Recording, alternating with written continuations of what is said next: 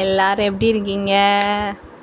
இன்றைக்கி அக்கா உங்களுக்கு என்ன சொல்லித்தர போகிறேன்னா ஃப்ரான் கிரேவி எப்படி செய்கிறதுன்னு பார்க்க போகிறோம். பார்க்கலாமா? அக்கா சொல்லி கொடுக்குற சமையல் எல்லாம் நீங்கள் செஞ்சு பார்க்கணும். எப்படி இருக்குது அப்படிங்கிறத நீங்கள் கமெண்ட் போடணும். சப்ஸ்கிரைப் பண்ணாமல் நிறையா பேர் வீடியோ பார்க்குறீங்க. சப்ஸ்கிரைப் பண்ணிவிட்டு பார்க்கணும். சரியா?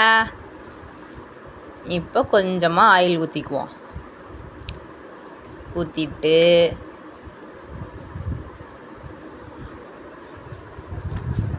அது கொஞ்சம் நல்லா காயட்டும்.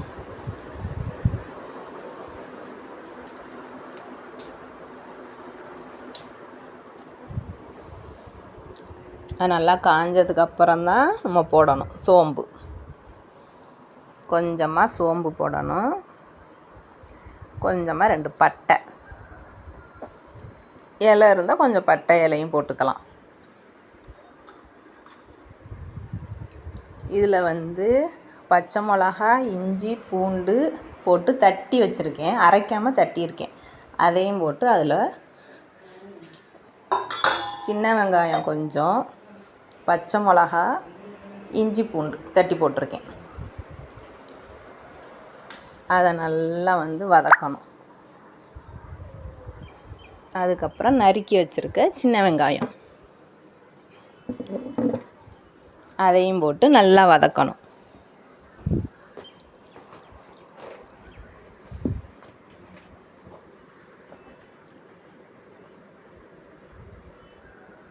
பிள்ளையார் சதுர்த்திக்கெலாம் அக்கா சொல்லி கொடுத்த கொலக்கட்டையெல்லாம் செஞ்சு பார்த்தீங்களா? எப்படி இருந்துச்சுன்னு கமெண்ட் போடுங்க. சப்ஸ்கிரைப் பண்ணுங்கள். கொஞ்சமாக கருவேப்பிலை நல்லா இந்த அளவுக்கு வதக்கணும். அம்மா ஸ்டைலில் இப்படி ஒரு வதக்கு, அப்படி ஒரு வதக்கு, வதக்குன்னு போட்டு வதக்கி எடுத்துடணும். அதை நல்லா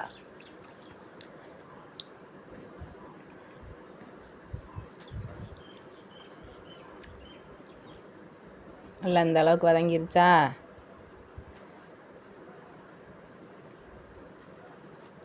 அதுக்கு அங்கிட்டு மீன் குழம்பு கொதிச்சுக்கிட்டு இருக்கு. இப்போ கொஞ்சமாக தக்காளி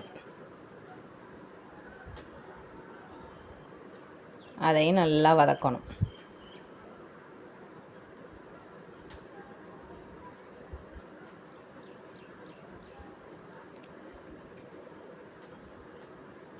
நல்லா இந்த அளவுக்கு வதங்கிருச்சு. நல்லா அவ்வளோ தூரம் நல்லா ஃப்ரை பண்ணி எடுத்துட்டு அதில் 1 ஸ்பூன் இஞ்சி பூண்டு, இது அரைச்ச பேஸ்ட், அது தட்டி போட்டிருக்கோம். இது கொஞ்சம் ஃப்ளேவருக்கு நல்லாயிருக்கும்.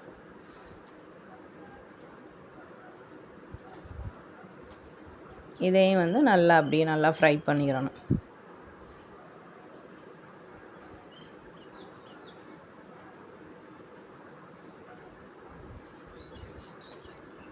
நல்லா வதங்கிருச்சா? இப்போ நல்லா மஞ்சத்தூள் போட்டு நல்லா அந்த ஃப்ரானை கழுவி சுத்தமாக வச்சுருக்கோம். நல்லா வாஷ் பண்ணி வச்சுருக்கோம். இந்த ஃப்ரானை இல்லை கொஞ்சம் கொஞ்சமாக போட்டு ஃப்ரை பண்ண வேண்டியதான்.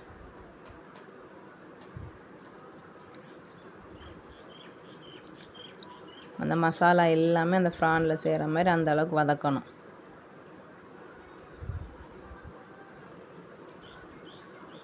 நல்லா இந்த அளவுக்கு வதக்கி எடுத்துக்கணும்.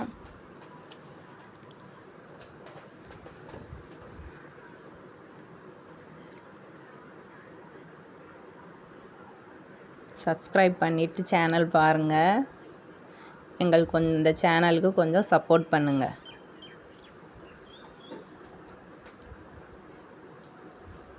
நல்லா வதங்கிருச்சு. காரம் உங்களுக்கு எந்த அளவுக்கு வேணுமோ அதுக்கு தகுந்த மாதிரி நீங்கள் மிளகாப்பொடி போட்டுக்கலாம். இல்லை கொஞ்சமாக உப்பு அதையும் போட்டு நல்லா அப்படி ஃப்ரை பண்ணிட வேண்டியதான்.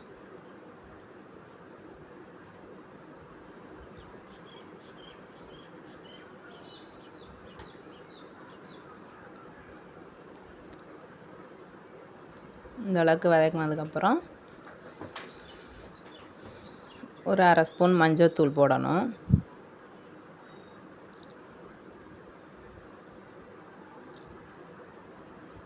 ஒரு ஸ்பூன் மிளகாப்பொடி, இது எல்லாமே வீட்டில் அரைச்ச பவுட்ரு தான், எதுவும் கடையில் வாங்கினதெல்லாம் கிடையாது. பிரியாணி பவுட்ரு நம்ம அரைச்சி வச்சுருப்போம், அது 1 ஸ்பூன். மல்லித்தூள் 1 ஸ்பூன். எல்லாமே போட்டு நல்லா ஒரு வதக்குன்னு வதக்கி எடுத்துட வேண்டியதான். அந்த மசாலாவில் அந்த ஃப்ளேவர் ஃபுல்லாக இறங்கணும் அந்த ஃப்ரானில். கொஞ்சமாக இந்த பிரியாணி பவுட்ரு, அதுவும் வீட்டில் அரைச்ச பவுட்ரு தான். அதை நல்லா அப்படி சுருள ஒரு வதக்கிடணும்.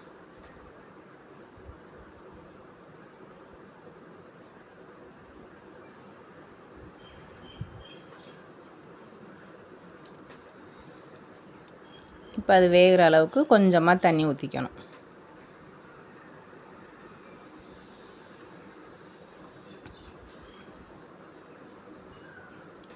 கிரேவி பதத்துக்கு தான் இப்போ வந்து நம்ம கிரேவி மாதிரி தான் வைக்க போகிறாக்கா. ரொம்ப அப்படி தண்ணியெல்லாம் ஊற்ற வேணாம். ஓரளவுக்கு அது ஃபுல்லாக வதங்குற அளவுக்கு, அந்த கிரேவி வேகிற அளவுக்கு நம்ம தண்ணி ஊற்றிக்கிட்டால் போதும், ஃப்ரான் வேகிற அளவுக்கு. இப்போ நல்லா தண்ணியை ஊற்றி அதை நல்லா ஒரு கிண்டி வச்சிட வேண்டியதான். நல்லா கொதித்து கொஞ்சம் வேகட்டும்.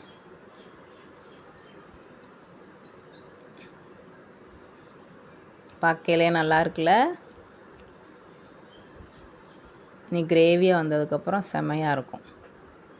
அக்கா உங்களுக்கு காமிக்கிறேன் பாருங்கள் இப்போ எப்படி வந்திருக்குன்னு.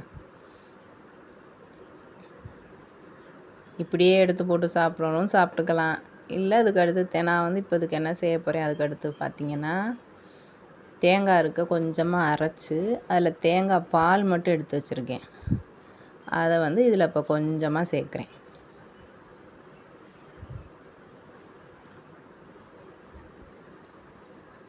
தேங்காய் பால் ஊற்றி இது ஒரு 10 நிமிஷம் லைட்டாக 2 கொதி வரவும் அப்புறம் நம்ம இறக்கிடலாம்.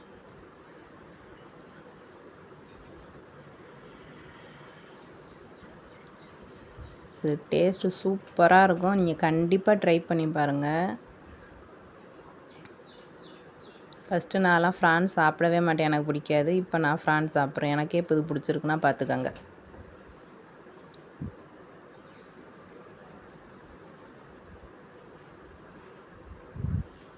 இது கொஞ்சம் நேரம் கொதிக்கிற வரைக்கும் வெயிட் பண்ணணும். அந்த பால் வந்து கொஞ்சம் அதில் இதாகிற அளவுக்கு. இப்போ நல்லா சூப்பராக வந்து கிரேவி ரெடி ஆயிடுச்சு. கொத்தமல்லியை போட்டு ஒரு கிண்டி இறக்கிற வேண்டியதான். நம்மளுடைய சூப்பரான ஃப்ரான் கிரேவி ரெடி. இது அப்படியே தோசையோடு தொட்டு சாப்பிட்லாம், இட்லியோடு தொட்டு சாப்பிட்லாம், சப்பாத்தியோடு சாப்பிட்லாம், சூடாக சாதத்தை போட்டு பிரட்டியும் சாப்பிட்லாம். நம்மளுடைய கிரேவி ரெடி. இதே மாதிரி நீங்களும் ட்ரை பண்ணி பாருங்கள். ஓகே.